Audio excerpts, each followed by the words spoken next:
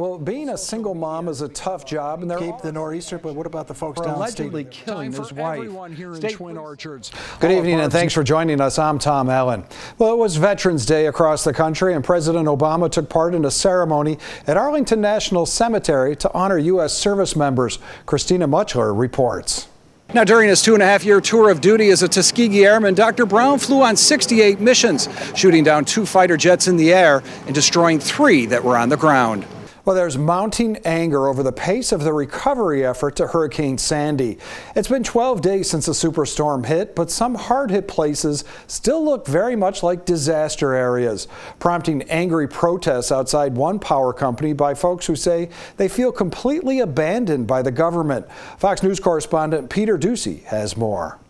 Meanwhile, it was a tough time for everyone here in Twin Orchards. All of Barb's neighbors had incurred serious water damage to their own homes, and they had their own problems to deal with. Many residents in New York City and the surrounding areas are struggling to get gasoline after Hurricane Sandy. Today, the Department of Defense opened mobile fuel stations in the area. Fox News correspondent David Lee Miller is in Staten Island with the latest. Now from here, the Broome County Legislature's Finance Committee will meet with county department heads to discuss the proposed budget. Then on November 7th, it will issue a report with any changes that it feels are necessary. In downtown Binghamton, Tom Allen, Fox 40 News. Good evening, and thanks for joining us. I'm Tom Allen. A Binghamton man has died in an early morning house fire on Thorpe Street. Officials say the blaze started around 6:30 this morning in the second-story bedroom at 51 Thorpe Street in Binghamton. Authorities say 9 people lived in the house and 6 were home at the time of the fire, but only 5 escaped. Authorities have not released the name of the 41-year-old man who was found in the attic. Officials say the blaze was so intense that it did minor damage to the home next door. They believe the cause of the fire was accidental. The holidays are just around the corner, and the Salvation Army is in need of volunteers. The agency is looking for volunteer bell ringers for the Binghamton area. It's a tradition that's been taking place since the late 1800s. The money collected by the ringers will benefit local soup kitchens and go towards other services. Organizers say it's the perfect way to help those who are still suffering after last year's floods. Well, Halloween is still over 3 weeks away, but the Binghamton Zoo at Ross Park is getting a jump start on the fun this year. For the next 3 weekends, Boo at the Zoo will be taking place. This weekend's theme was Pirates and Mermaids. Kids that attend in costume can enter a contest to win prizes. The zoo has activities that are perfect for children between the ages of 3 and 10. Some showers possibly Friday afternoon, Friday evening, maybe some wet snowflakes mix again for Saturday. You know, we've really lucked out. We never see this in November. November is usually the worst weather when it comes to the fall season, and we're really lucking out. Looks like a great week ahead. Yeah, absolutely. Great. Well, that's all we have time for tonight. Thanks for watching. We'll see you tomorrow night. Have a good night. Good night. Well, flying over the skies of New Jersey, 3 of the newest additions to the Macy's Thanksgiving Day Parade. With less than 2 weeks to the holiday, balloon handlers did a test flight of Hello Kitty, Papa Smurf, and Elf on the Shelf, all set to debut in this year's parade. The giant balloons and their crews were practicing in New Jersey today. During the recession, many high-end and middle-skilled jobs disappeared, but there is one area where the number of jobs has expanded over the last several years. Fox News correspondent Anna Koyman has more on industries that are still thriving despite the tough economic times. Entrepreneurs from all over the Southern Tier gathered at the Riverwalk Hotel in Binghamton today to put together a plan for a startup business. About 60 attendees worked in teams as they competed to create business models, pitch their ideas, and receive coaching from local entrepreneur leaders.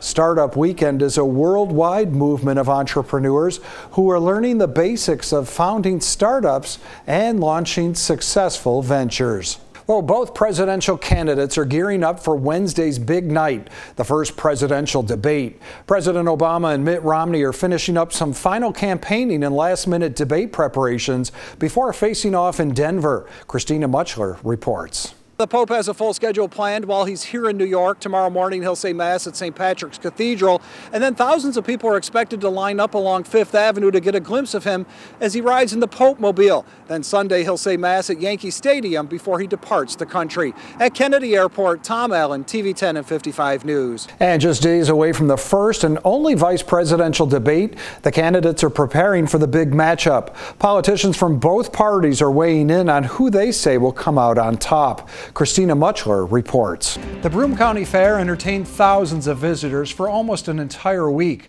Today, Fox 40's Samantha McDonald paid a visit to the Whitney Point Fairgrounds to check out the excitement. Skating's not just a fun way to enjoy the winter, it's also a great way to burn off some of those extra calories you may have put on during this busy holiday season. Good evening and thanks for joining us. I'm Tom Allen.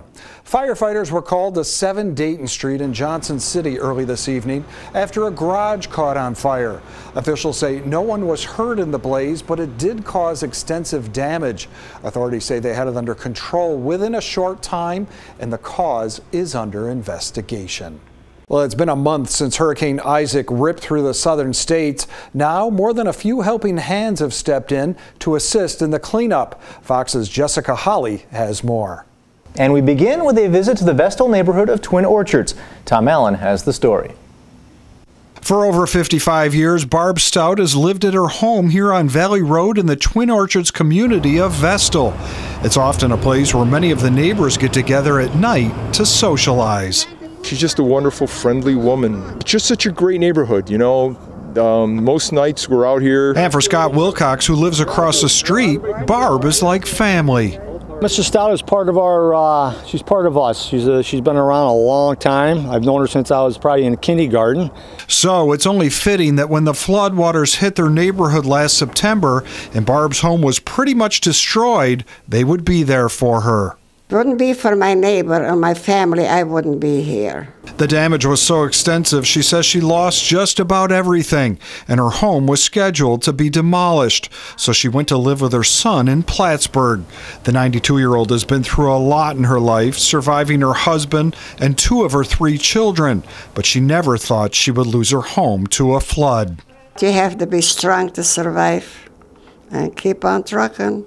Meanwhile, it was a tough time for everyone here in Twin Orchards. All of Barb's neighbors had incurred serious water damage to their own homes, and they had their own problems to deal with. I've stuck a lot of my own personal money. I used to have a savings account, and now I don't. I do what I do when I can.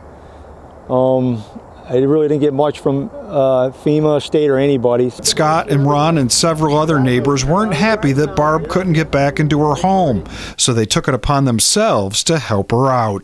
Well, we had a good friend who was a contractor, another one that was into the foundation situation and gravel and dirt, which is a good friend of mine, Bob Murphy, owns Murphy Gravel Pits. He come in, and in the neighborhood.